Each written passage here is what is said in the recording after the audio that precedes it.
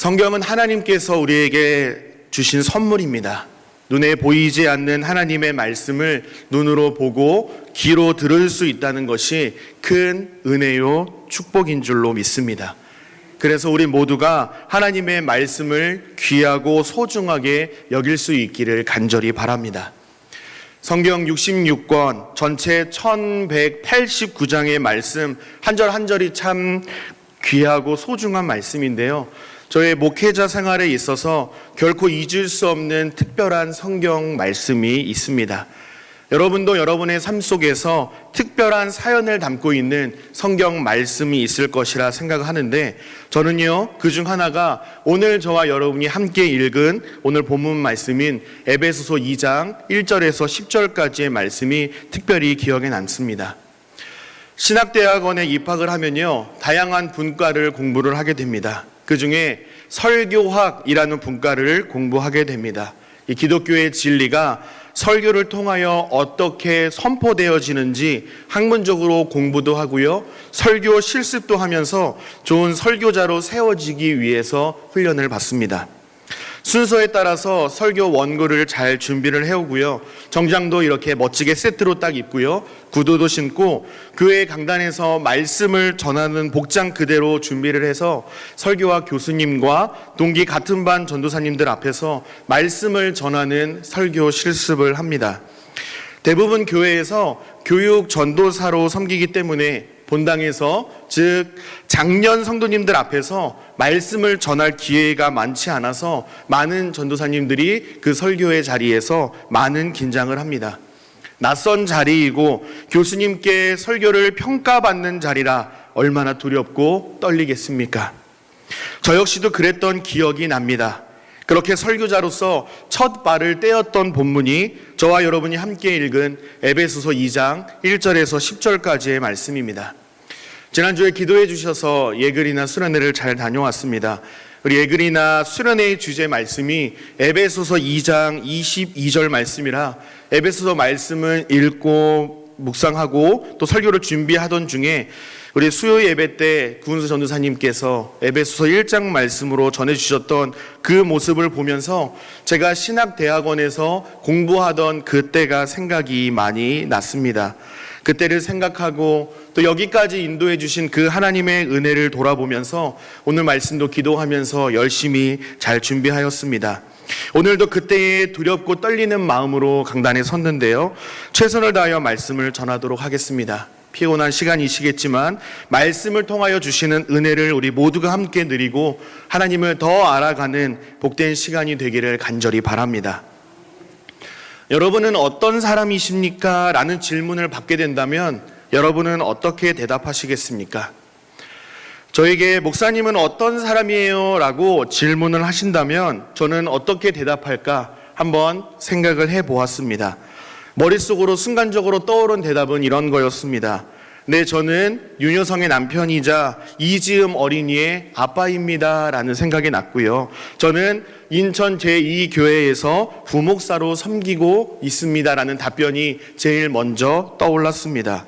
혹자가 조금 더 자세히 말씀해 주실 수 있나요? 라고 질문을 하신다면 저는 커피를 굉장히 좋아하고요, 또 책을 열심히 읽으려고 열흘 1책이라는 그 이름의 나홀로 독서 프로젝트를 하고 있고 미국이라는 나라에 언젠가는 꼭 한번 가보고 싶은 사람입니다 라고 답변을 할 수 있을 것 같습니다.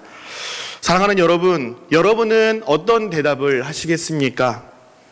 저는 누구누구의 아빠이고요, 누구누구의 엄마이고요, 또 누구누구의 아들이고 딸입니다. 저는 집사, 권사, 장로, 목사, 성도입니다. 또 어디에서 봉사를 하고 있고요, 평일에는 어디에서 어떤 일을 하고 있습니다 라는 대답을 먼저 떠올리셨을 것이라 저는 생각합니다.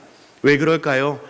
상대방이 궁금할 것이라 생각하기 때문에 그런 답변을 떠올렸을 수도 있고요, 삶 속에서 가장 많은 관심과 시간과 에너지를 쏟는 영역이어서 이렇게 답변하지 않을까 생각합니다. 여러분, 당신은 어떤 사람입니까? 라는 이 질문은요, 사실 정체성을 묻는 질문일 수 있습니다. 정체성은 변하지 아니하는 존재의 본질을 깨닫는 성질, 또는 그 성질을 가진 독립적인 존재라고 국어서전은 정의합니다. 쉬운 말로 나 혼자 있을 때나 여럿이 함께 있을 때나 상황과 환경에 따라서 쉽게 변하지 않고 나다운 것을 지속하는 것, 이것을 정체성이라 이렇게 말한다고 합니다. 교회를 다니지 않는 사람과 대화할 때는요, 제가 인천 제2교회 부목사라는 것이 그다지 중요하지 않을 겁니다. 또 저를 잘 모르는 사람과 대화할 때는요, 제가 윤여상의 남편이자 이지음의 아빠라는 사실이 그다지 중요하지 않을 수 있습니다. 무슨 말일까요? 제가 이전에 설명드렸던 그 정체성은요, 우리의 이해와 달리 우리의 바른 정체성이 아니라는 것입니다. 달리 말씀드리면 우리의 정체성은 우리의 행동이나 의지나 노력이나 개인적인 자질이나 소유나 능력에 따라서 결정될 수 없고 규정할 수 없다라는 것입니다.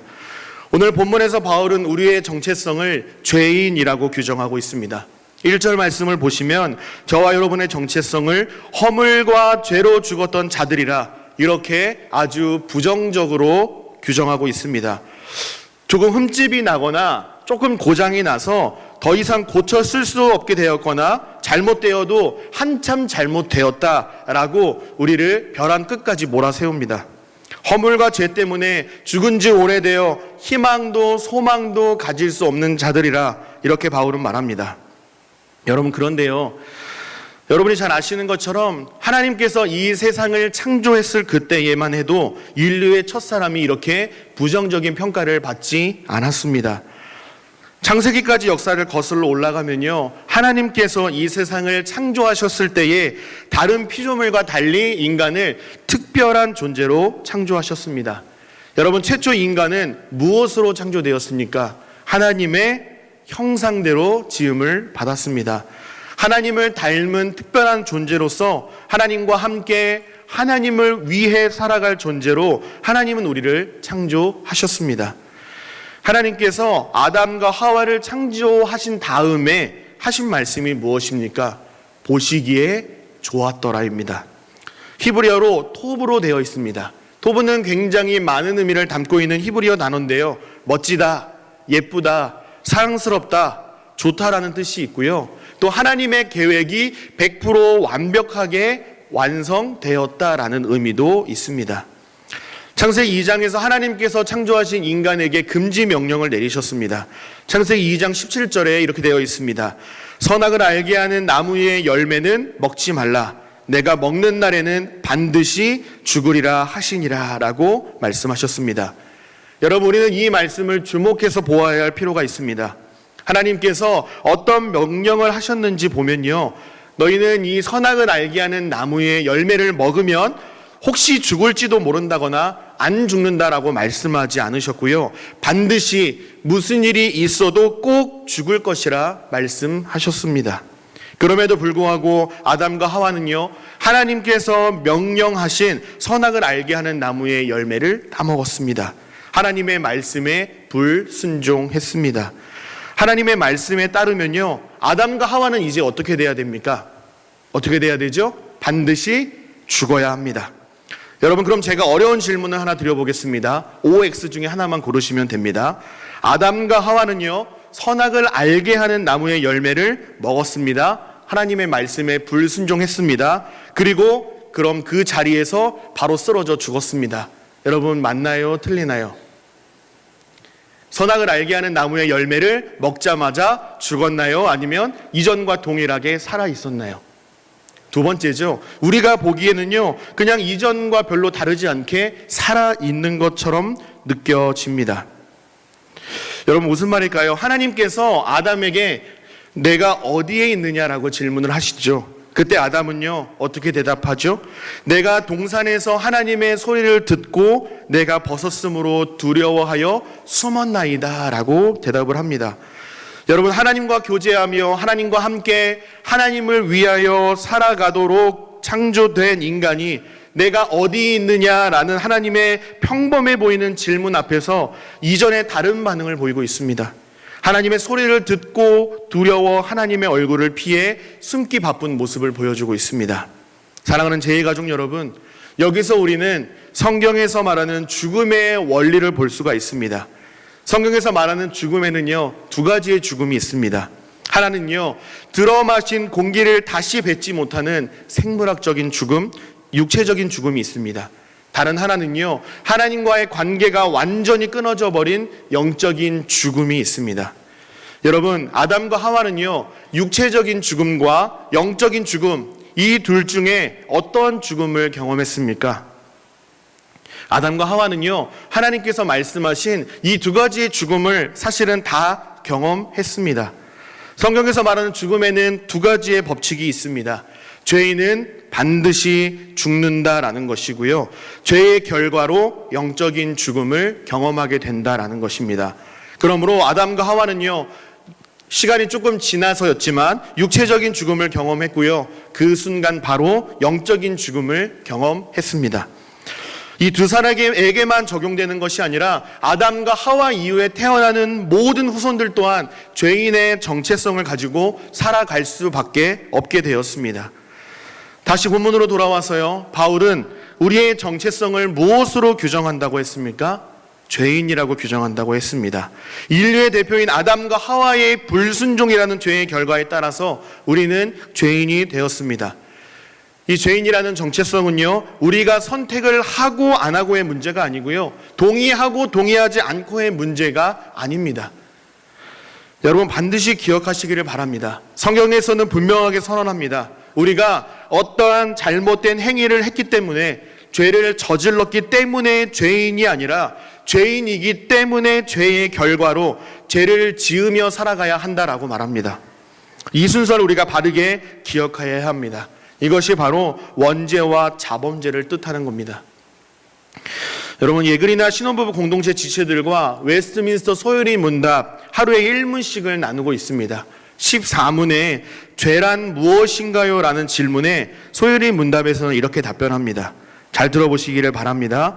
성경에서 말하는 죄는 도덕이나 윤리에서 정의하는 죄와는 확연히 다릅니다. 죄는 하나님의 법을 순종함에 대해 조금이라도 부족하거나 위반하는 것을 말합니다. 하나님의 법을 위반하는 것은 물론 조금이라도 부족한 것도 죄라고 규정합니다. 여러분, 죄의 기준이 이렇게 어마어마하게 높습니다. 그래서 우리는 부족함 없이 모든 것을 다 잘하고 있다라고 스스로 자신할 사람은 아무도 없고요, 바울 사도의 고백대로 의인은 없나니 하나도 없도다라는 이 말씀이 그대로 아멘 되는 겁니다. 그래서 우리는 예수 그리스도의 완전한 의, 예수 그리스도의 십자가와 부활의 은혜를 간구할 수밖에 없는 철저한 죄인이라는 사실을 우리는 인정할 수밖에 없습니다. 또한 바울은 그렇게 선포하고 있는 겁니다. 여러분, 바울은 우리의 정체성을 허물과 죄로 죽었던 자들이라 이렇게 규정하고 있다라고 말씀드렸는데요, 허물은요, 하나님의 자녀로서 해야 할 일을 제대로 하지 못한 죄를 말합니다. 여러분, 그러면 죄는 어떨까요? 하마르티아라는 히브리어 단어를 많이 들어보셨을 겁니다. 궁수가 활을 관역에 제대로 맞추지 못했다라는 것입니다. 빗나갔다라는 것이죠. 이처럼 하나님의 자녀로서 하나님께서 기뻐하시는 행동 거지에서 비껴져 나갔다라는 것입니다. 2절 3절에서 바울은 허물과 죄로 죽은 인류의 모습이 어떠한지를 조금 더 구체적으로 설명하고 있는데요, 우리 2절과 3절 말씀을 같이 한 목소리로 읽어보도록 하겠습니다. 함께 읽습니다. 시작. 그때 너희는 그 가운데서 행하여 이 세상 풍조를 따르고 공중의 권세 잡은 자를 따랐으니 곧 지금 불순종의 아들들 가운데서 역사하는 영이라. 전에는 우리도 다 그 가운데서 우리 육체의 욕심을 따라 지내며 육체와 마음에 원하는 것을 하여 다른 이들과 같이 본질상 진노의 자녀이었더니. 아멘. 2절은 그때에 이렇게 시작하고 있는데요, 그때에는 예수 그리스도를 믿기 전, 우리가 구원받기 전의 시기를 가리킵니다. 구원받기 전에 우리 모두는요, 허물과 죄로 죽은 그러한 죄인의 삶을 살았다라는 것입니다. 하나님을 위해서 살아가야 할 자들이 공중의 권세 잡은 자들, 사탄과 마귀에게 주도권을 온전히 빼앗겨서 하나님과 하나님의 말씀에 불순종하는 자들처럼 내 멋대로 살아왔다라는 것입니다. 여기서 우리는 누가복음 15장에서 등장하는 잃어버린 두 아들의 비유를 연상케 합니다. 그 중에서도 둘째 아들을 특별히 생각나게 합니다. 아버지의 집을 나간 정도가 아니죠. 당시 아버지가 살아계신데도 불구하고 유산을 주십시오라고 유산을 요구했다라는 것은 무슨 의미가 있습니까? 아버지가 빨리 죽었으면 좋겠습니다. 아버지가 죽은 것처럼 생각하며 살아가겠습니다라는 뜻이거든요. 자신의 자유를 찾아서 모든 것을 다 버리고 아버지의 집을 떠난 비유 속 이 둘째 아들처럼요, 죄를 범한 악한 존재가 바로 저와 여러분의 모습이었다라고 바울은 말하고 있습니다. 바울은 로마서 3장에서도 같은 고백을 하죠. 기록된 바 의인은 없나니 하나도 없으며 깨닫는 자도 없고 하나님을 찾는 자도 없고 다 치우쳐 함께 무익하게 되고 선을 행하는 자는 없나니 하나도 없다라고 탄식했습니다. 여러분, 인간은요, 의인이 아니라 죄인일 수밖에 없는 자들입니다. 그런데 우리의 모습은 어떻습니까? 당신은 죄인입니다. 예수 믿고 천국 가세요, 회개하세요 라는 말을 들으면 어떻습니까?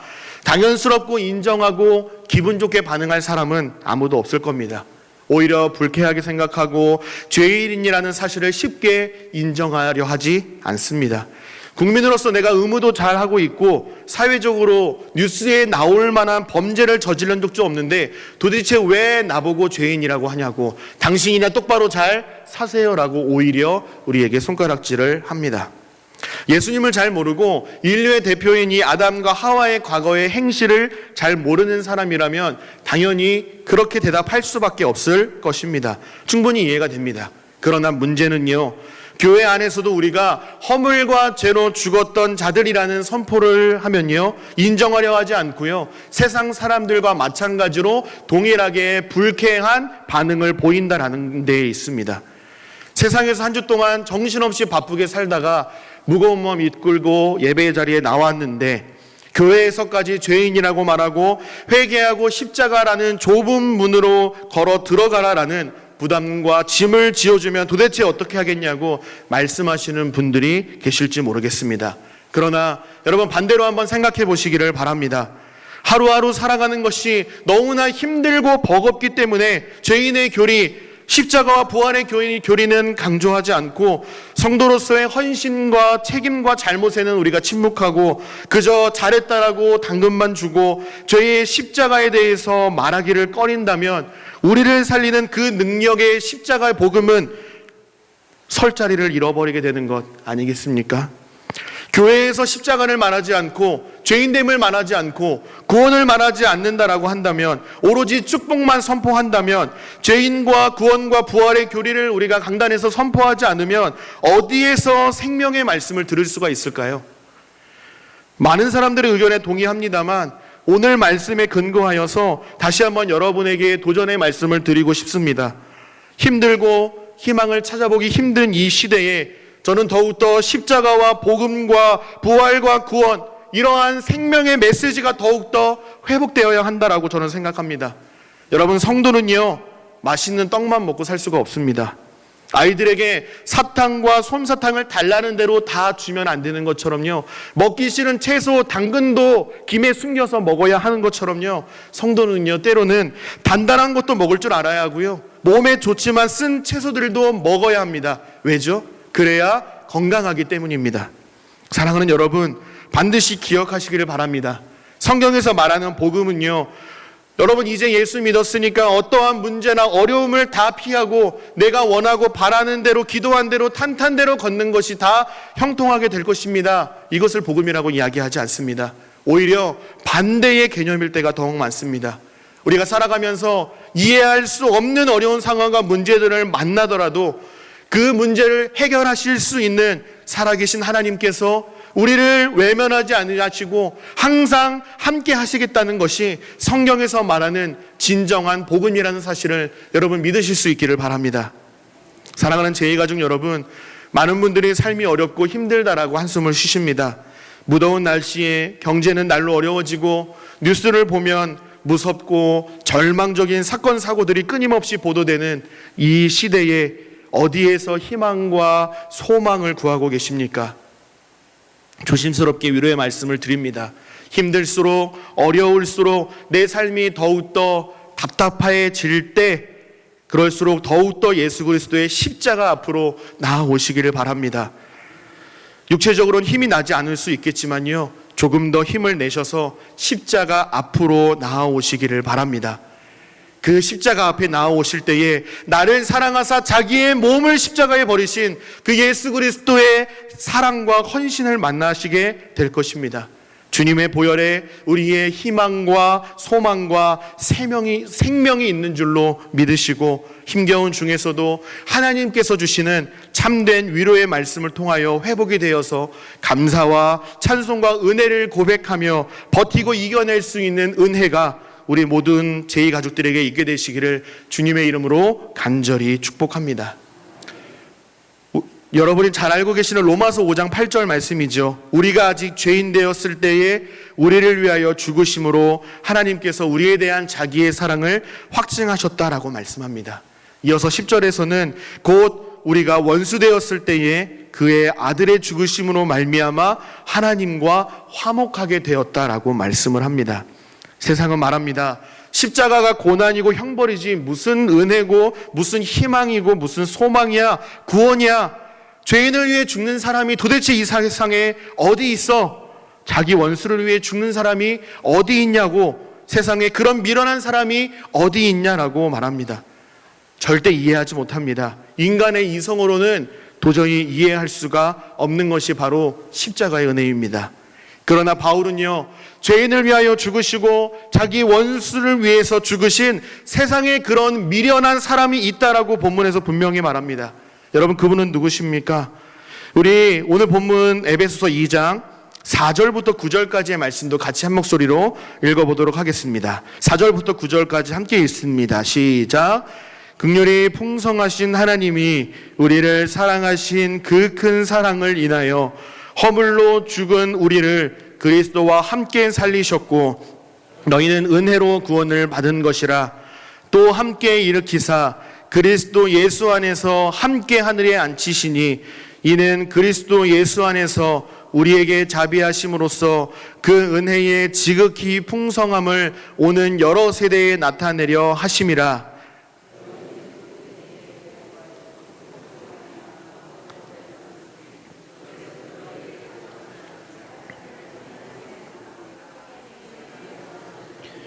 이는 누구든지 자랑하지 못하게 함이라. 아멘. 사랑하는 여러분, 저는 목사이고요, 오늘 예배를 맡은 설교자이긴 하지만요, 하나님께서 저와 여러분을 위해서 도대체 왜 이렇게 하셨는지 사실 잘 모르겠습니다. 머리로는 알겠는데요, 마음으로는 좀처럼 이해가 잘 되지가 않습니다. 우리가 새벽마다 예레미야 말씀을 살펴보고 있는데요, 말씀을 묵상하고 말씀을 전하면서 이런 생각을 들 때가 너무나도 많이 있습니다. 그냥 죄인들 다 쓸어버리시고 심판하시고 하나님 사랑하고 하나님께 충성을 다짐하는 사람들로 다시 하나님 나라를 꾸려가면 좋을 텐데, 그게 더 빠르고 좋을 것 같은데 하나님은 도대체 말도 그렇게 안 듣는 자신의 백성들을 향한 사랑과 은혜를 결코 돌이키지 아니하시는가? 누가 감히 이해할 수 있을까요? 여러분, 이런 하나님 아버지의 사랑을 이해하실 수 있으시겠습니까? 누가복음 15장의 비유를 다시 한번 예로 들어보겠습니다. 아버지가 빨리 죽었으면 좋겠습니다 라고 말하고 자기 몫의 유산을 먼저 땡겨받아서 집을 떠난 둘째 아들의 결과를 여러분은 잘 아실 겁니다. 여러분 어떻습니까? 세상 향락에 빠져서 정신없이 살다가 부정하게 여기는 돼지를 치는 일을 하고요, 먹을 것이 없어서 돼지 사료라도 훔쳐먹다가 그것마저도 여의치 않아서 아버지의 집으로 돌아가 제발 하나의 품꾼으로 봐주십시오라고 고개를 숙인 채 벌벌 떨고 있는 아들의 모습을 바라보고 있는 그 아버지의 마음이 어떻겠습니까? 그리고 그 아버지는 어떻게 했습니까? 누가복음 15장 20절 24절의 말씀입니다. 이에 일어나서 아버지께로 돌아가니라. 아직도 거리가 먼데 아버지가 그를 보고 치긴히 여겨 달려가 목을 안고 입을 맞추니 아들이 이르되 아버지, 내가 하늘과 아버지께 죄를 지었사오니 지금부터는 아버지의 아들이라 일컬음을 감당하지 못하겠나이다 하나, 아버지는 종들에게 이르되 제일 좋은 옷을 내어다가 입히고 손에 가락지를 끼우고 발에 신을 신기라. 그리고 살진 송아지를 끌어다가 잡으라. 우리가 먹고 즐기자. 내 아들은 죽었다가 다시 살아났으며 내가 잃었다가 다시 얻었노라 하니 그들이 즐거워하더라 라고 말씀합니다. 사랑하는 여러분, 이것이 우리를 향하신 하나님 아버지의 마음인 줄로 믿으시기를 바랍니다. 여러분, 우리 하나님은요, 왜 이렇게 비합리적이고 이해할 수 없는, 납득하기 어려운 일을 감당하신 걸까요? 그 이유가 무엇이라고 생각하십니까? 하나님이 우리를 사랑하신 그 큰 사랑을 인하여라고 바울 사도는 말합니다. 여러분, 저는요, 이 말씀을 이렇게 이해했습니다. 잘 들어보시기를 바랍니다. 하나님의 사랑 말고는 설명할 방법이 없습니다. 하나님께서 좋다고 하시는데, 하나님께서 사랑한다고 저들을 살려야 한다고 말씀하시는데 뭐 별 수 있겠습니까? 그의 사랑을 말릴 수가 없습니다. 그래서 우리는 구원을 얻어 하나님 아버지의 자녀가 될 수 있었습니다 라고 4절의 말씀을 이해했습니다. 하나님을 떠난 우리 모두가 하나님의 진노의 심판을 받아야 마땅한 죄인들인데, 긍휼이 풍성하신 사랑의 아버지 하나님께서 우리를 사랑하신다는 것, 그 마음 하나 때문에 자신의 백성을 변화시키고 구원하여 하나님의 자녀 삼기 위해 자신의 아들을 십자가에 달려 죽게 하시기로 작정하셨다라는 것입니다. 여러분, 이러한 하나님의 낭비를, 하나님의 사랑과 결단을 여러분은 이해하실 수 있으시겠습니까? 저는 솔직히 잘 모르겠습니다. 아직도 왜 그렇게 하셨는지 이해가 잘 되지 않습니다. 그러나 이 말씀을 듣고 제가 할 수 있는 딱 한 가지를 발견했습니다. 그것은 바로 나 같은 죄인을 구원해 주셔서 하나님의 자녀로 삼아 주셨을 뿐만 아니라 하나님의 편에 서서 하나님의 살아계심을 대언할 수 있는 목사로 불러주심에 감사합니다라는 찬송과 감사의 고백뿐이었습니다. 모든 것이 하나님의 은혜요 감사드립니다. 오직 그것뿐이었습니다. 바울 사도는 오늘 본문 8절에서 너희는 그 은혜에 의하여 믿음으로 말미암아 구원을 받았으니 이것은 너희에게서 난 것이 아니요 하나님의 선물이라 분명하게 말합니다. 자랑할 것도 없을 뿐더러 자랑해서는 안 된다라고 강조합니다. 자격 없는 자에게 기꺼이 베풀어 주시는 하나님의 선물이기 때문에 우리는 결코 하나님의 은혜의 인간의 공로를 결코 섞을 수 없다라고 말하고요, 자랑할 수 없고 자랑해서도 안 됩니다. 모든 것이 하나님의 선물이요 은혜라 고백할 수밖에 없는 자들이 저와 여러분이라는 사실을 믿으실 수 있기를 바랍니다. 사랑하는 여러분, 많은 설교자들이요 설교의 제목을 정하는 데에 많은 에너지를 쏟습니다. 본문이 정하는 것만큼이나 설교 제목을 정하는 것에 많은 노력을 기울입니다. 설교 제목은 아무렇게나 그냥 생각나는 대로 정하는 설교자는 많지 않을 겁니다. 오늘 본문의 내용을 함축적으로 잘 표현할 수 있는 표현이나 문장 그 하나를 고민하여 설교 제목으로 결정을 합니다. 많은 고민을 하죠. 오늘 설교 제목을 결정하는 것 또한 역시나 고민이 많았습니다. 썼다 지웠다를 여러 번 반복을 했습니다. 그렇게 결정한 설교 제목이 무엇입니까? 누구나 알고 있는 뻔한 이야기입니다. 하나님의 구원 이야기 앞에 다소 도발적인 질문을 정한 것 아닌가라는 조심스러운 마음이 지금도 듭니다.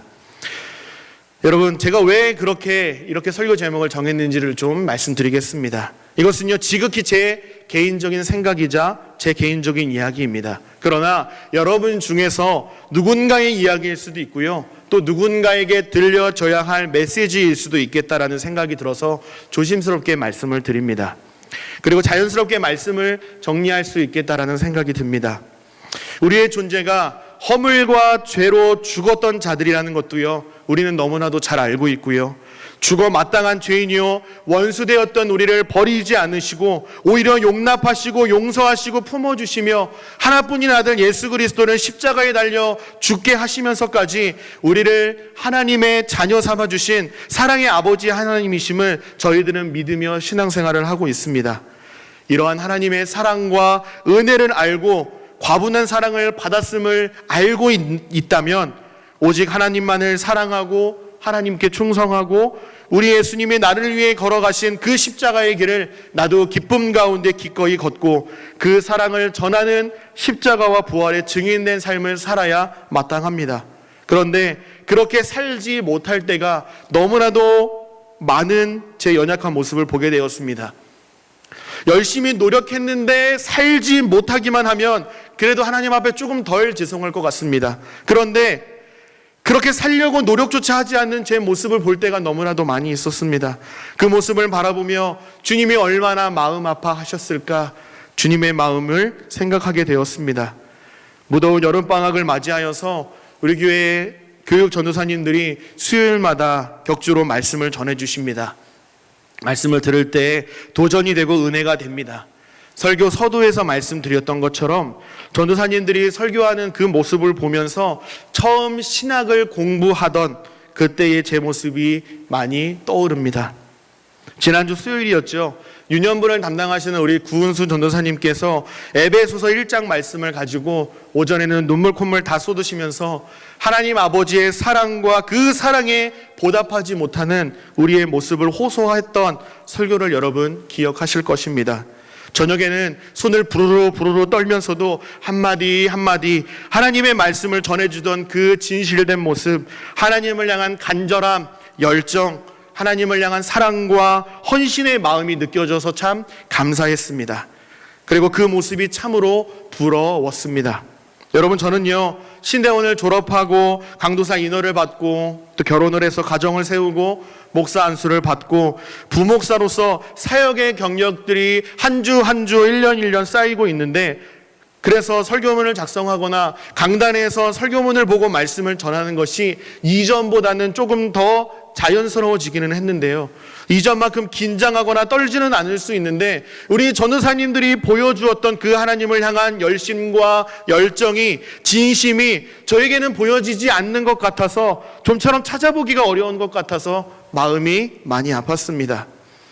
팀 켈러 목사님께서 쓰신 이 설교라는 책에 보면요, 한 목사님과 우울감에 빠져 사는 한 소녀의 대화의 내용이 나옵니다. 저는 예수님이 저를 사랑하신다는 걸 알아요. 그분이 저를 구원하셨고 장차 천국으로 인도하실 것도 알아요. 그렇지만 학교에서 남자애들이 나한테는 눈길조차 주지 않는데 도대체 그게 다 무슨 소용이에요? 소녀가 목사님께 물었습니다. 그 소녀는 그리스도인이 되는데 필요한 모든 진리를 알고 있다고 말했습니다. 그러나 근사한 남자아이들의 관심이 그리스도의 사랑보다 자기한테 더 위로가 되고 더 힘을 주고 삶의 기쁨과 자기 가치가 더 소중했습니다. 이 반응은 10대 소녀가 보일 수 있는 지극히 정상적인 반응입니다. 그러나 이 소녀의 모습을 보며 우리의 마음이 어떻게 작동하는지를 잘 보여주는 하나의 사건인 듯 합니다. 여러분, 이 소녀는요, 단지 예수님이 자기를 사랑하신다는 의견을 갖고 있었을 뿐 실제로 그 사실을 알지 못했고 내 것으로 경험하지 못했던 겁니다. 멋진 남자친구들의 관심과 사랑은 그의 삶에서 실제적이었던 것에 반면에 그리스도의 사랑은 추상적인 개념일 뿐이었던 거죠. 사랑하는 여러분, 우리가 마땅히 살아야 할 하나님 중심의 삶을 살지 못하는 이유는요, 우리가 누구인지, 우리가 무엇을 해야 하는지 마땅히 알고는 있지만 단지 실패하기 때문이 아니라 우리가 안다고 생각하는 바로 그것이 진정한 의미에서 우리 마음에 실제로 다가오지 않기 때문이라 팀 켈러 목사님은 말씀합니다. 여러분, 혹시 이 이야기를 우리의 삶 가운데 어떻게 적용할 수가 있을까요? 혹시 이 팀 켈러 목사님에 나오는 우울감에 빠져 사는 이 소녀의 고백이 저와 여러분의 고백은 아닙니까? 저와 여러분의 이야기는 아닌지요? 스스로 하나님 앞에서 여러분의 마음을 점검해 보시기를 바랍니다. 여러분에게 예수 그리스도의 십자가는, 구원과 복음은 어떠한 의미를 갖고 계십니까? 혹시 그것이 교회에 예배드리러 나올 때만 필요하고 그 외 시간에는 어쩌면 있어도 그만, 없어도 그만쯤 취급을 하고 계시는 것은 아니십니까? 머리에서 가슴까지 가는 길이 가장 멀다라는 말이 있습니다. 불과 30cm도 되지 않는 것 같은데요, 왜 그렇게 멀게만 느껴지는 걸까요? 그래서 저는 고민하고 또 고민하다가 오늘 설교의 제목을 누구나 알고 있는 뻔한 이야기라고 정했습니다. 팀 켈러의 표현을 빌려 조금 더 풀어서 제 의도를 말씀드리면 이렇습니다. 누구나 알고 있지만 안다고 생각하는 바로 그것이 진정한 의미에서 우리 마음에 실제로 다가오지 않는 추상적인 하나님의 뻔한 구원 이야기라고 말씀드릴 수 있을 것 같습니다. 사랑하는 제 가족 여러분, 이 시간 먼저는 말씀을 전하고 있는 저에게, 그리고 나아가 이곳 은혜성전과 유튜브로 예배하고 있는 모든 분들에게 도전하고 싶습니다.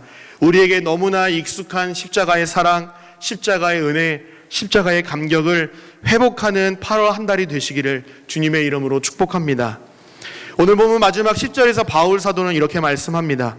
우리는 그가 만드신 바라 그리스도 예수 안에서 선한 일을 위하여 지으심을 받은 자니 이 일은 하나님이 전에 예비하사 우리로 그 가운데서 행하게 하려 하심이니라. 고린도후서 5장 14, 15절에서도 같은 맥락의 말씀을 하십니다. 이 말씀으로 오늘 설교를 마무리하고자 합니다. 그리스도의 사랑이 우리를 강권하시는도다. 우리가 생각하건대 한 사람이 모든 사람을 대신하여 죽었은즉 모든 사람이 죽은 것이라. 그가 모든 사람을 대신하여 죽으심은 살아있는 자들로 하여금 다시는 그들 자신을 위하여 살지 않고 오직 그들을 대신하여 죽었다가 다시 살아나시는 이를 위하여 살게 하려 함이라 그랬습니다. 여러분, 구원은요, 인간이 육체적인 죽음을 맞이한 후에 천국으로 입성하도록 도와주는 티켓 정도가 아닙니다. 구원은요, 소속이 바뀌는 거고요, 주인이 바뀌고 통치자가 완전히 바뀌는 엄청난 행위입니다. 사탄 마귀의 통치를 받고 생명력을 잃어버리고 하나님과 전혀 상관없이 내 마음대로 살았던 자들이 하나님의 통치를 받고 예수 그리스도 안에서 예수 그리스도와 함께 살아가는 자가 되었다는 것, 얼마나 놀라운 변화요 은혜입니까? 이것이 전부가 아닙니다. 여러분, 은혜로 구원을 받았다라는 것은요, 사망에서 생명으로 거처를 옮긴 것뿐만 아니라 그리스도와 함께 상속자, 통치자의 자리까지 오르게 되었다라고 말씀합니다. 그리스도 예수 안에서 그리스도를 통해 죽음에서 일으킴을 받은 정도가 아니라 그리스도의 영광의 자리에 함께 참여하게 하시는 은혜, 즉 예수 그리스도의 부활의 은혜에 동참하는 특권을 하나님의 자녀된 저와 여러분에게 주셨다라는 것입니다. 여러분, 이 은혜가 믿어지십니까? 바울 사도는 강조합니다. 우리가 이러한 놀라운 반전의 은혜, 특권과 은혜를 누리게 된 것은 우리의 어떠함이 아니라 전적인 하나님의 사랑이요 은혜요 선물이라 강조하여 말씀합니다. 사랑하는 제2가족 여러분, 예수 그리스도의 구원의 은혜, 십자가의 은혜는요, 결코 뻔한 이야기가 될 수 없습니다. 그러나 안타깝게도 교회 안에서만 필요하고 교회 밖에서는 좀처럼 필요 없는 것처럼 평가절하되어 너무도 뻔한 구원 이야기처럼 되어버렸습니다. 저는요, 구원의 감격을 회복하고 싶고요, 속히 우리 모두가 회복해야 할 줄로 믿습니다. 여전히 복음의 감격 속에서 살아가고 계신 분들도 계시지만 혹시 저처럼 머릿속에서 철학처럼 동의하는 데에 머물러 계신 성도님들이 계시다면 복음의 능력과 감격이 머리에서 우리의 가슴까지 내려와서 생동력 있는 신앙생활을 하실 수 있기를 주님의 이름으로 간절히 축복합니다. 뻔하지만 결코 뻔할 수 없는 놀라운 구원의 감격을 회복하고 하나님과 함께 하나님을 위해 하나님께만 모든 영광을 올려드리며 주님이 걸어가신 십자가의 길을 함께 걸어갈 뿐만 아니라 날마다 하나님 나라를 누리며 살아가는 하나님의 자녀요 예수 그리스도의 제자된 모든 제2가족들이 되시기를 주님의 이름으로 간절히 소망하고 축복합니다. 아멘.